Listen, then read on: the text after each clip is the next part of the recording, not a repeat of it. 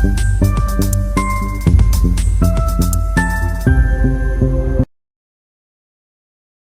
खासियत है मार्केट का, जिस दिन कोई नहीं सोचता इतना बड़ा मोमेंटम वगैरह आएगा, मार्केट उसी दिन ही बड़ा मोमेंटम निकाल देता है।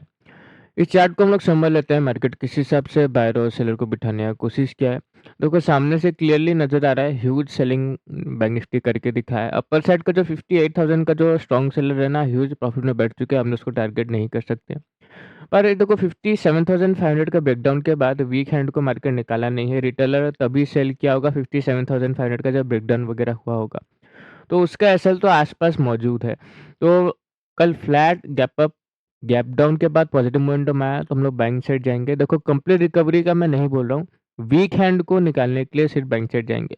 और एक सिनेरियो देख लो, बड़ा गैप डाउन ओपन हुआ, इस लो वगैरह का ब्रेकडाउन वगैरह किया, 200 का लेवल आ जाएगा, फिर 57,000 का लेवल खुल जाएगा। उस सिनेरियो में हम लोग को सेलिंग से जाना पड़ेगा। क्योंकि वीक हैंड भी प्रॉफिट में आ जाएगा, हम लोग को सेलिंग से जाना पड़ेगा।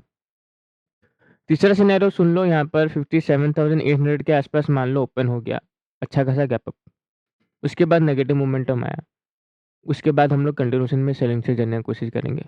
तुम बोलोगे सर गैप अप के बाद सेलिंग क्यों फिर जाएँगे? ये जो सेलर है ट्रैप हो जाएगा। देखो वीक हैंड का एसएल यहीं कहीं पर है, स्ट्रॉन्ग का 58 पर है।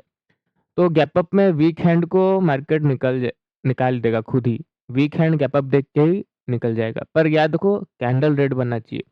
गैप अप के बाद 800 के गैप अप के बाद अगर रेड कैंडल बना, वीक हैंड ऑटोमेटिक निकल जाएगा। उसके बाद हम लोग कंटिन्यूएशन में दोबारा सेलिंग ट्रेड करने की कोशिश करेंगे। वही अगर अपोजिट हुआ, गैप अप के बाद पॉजिटिव कैंडल बना, तो फिर ये जो ऑपरेटर ये खुद ही ट्रैप हो जाएगा। पॉजिटिव मोमेंटम के साथ हम लोग बाइंग से जाने की कोशिश करेंगे। ऑन द अदर हैंड हम लोग निफ्टी का चार्ट को देखें तो इसमें उतना बड़ा सेलिंग तो नहीं आया जितना बैंक निफ्टी ट्रैप किया है लोगों को। क्योंकि इसमें देखो जो 24,000 का बायर है ना, वो बहुत अच्छा प्रॉफिट में है। मार्केट आज अगर गिरावट कर भी देता तो नहीं कर पाता, क्योंकि ओपनिंग से 300 पॉइंट दूर ऑलरेडी ये था 24,000 का।